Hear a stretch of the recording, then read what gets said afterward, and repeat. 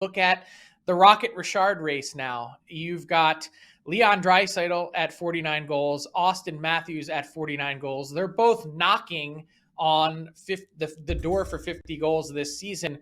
Where are these guys going to end up? Is one of them going to end up touching 60 this year? And if you had to pick one, who would your money be on to win the Rocket? It's an easy pick because I think it's going to be Auston Matthews at the end. And I do think he's got a realistic shot at 60 goals. If you want to take that into account with what Toronto has left, they've got 16 games left, Frank. He needs 11 goals.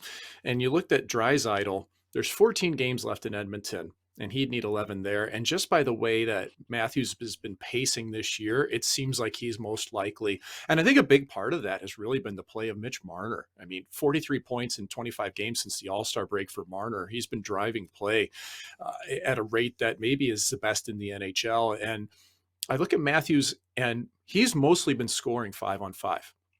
Okay, he's had 2 power play goals in the last couple of months, and he's had some over the course of the season, but he's driving play 5-on-5, and Draisaitl is more power play dependent. And as you know, power plays can kind of ebb and flow, man. You'll get hot for a while, you'll cool off. So could Draisaitl do it? Yeah, I think so. But the consistency of Matthews and the people that he's been playing with in Toronto, especially Marner, I think that gives him the inside track at the Rocket Richard. Yeah, I'm with you. I would take Matthews. He's just got this next level ability, and you look at goals per game. It's incredibly special what he does, and not to sleep on Draisaitl in the season that he's had. He's still been a monster as well for the Oilers. Wanted to point out one thing as we look at this top 5 here, and it's how quiet Alex Ovechkin has been.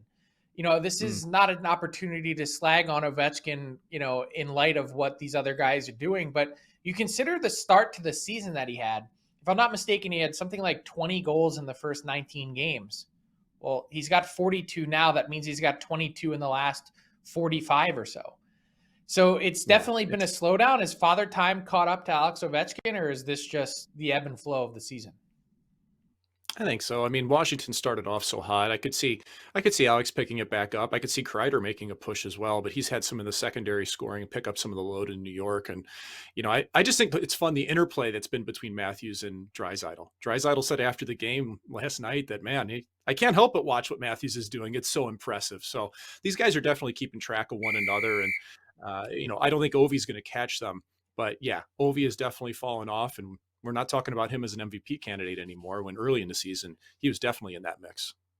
Well, with a little less than 20 games left, he could go on one of those other runs that he had to start the season. Like, he's fully capable of that. So you don't want to totally count him out of the mix just yet. That's a lot of ground to make up, though. But if someone's capable of it, it's certainly Alex Ovechkin.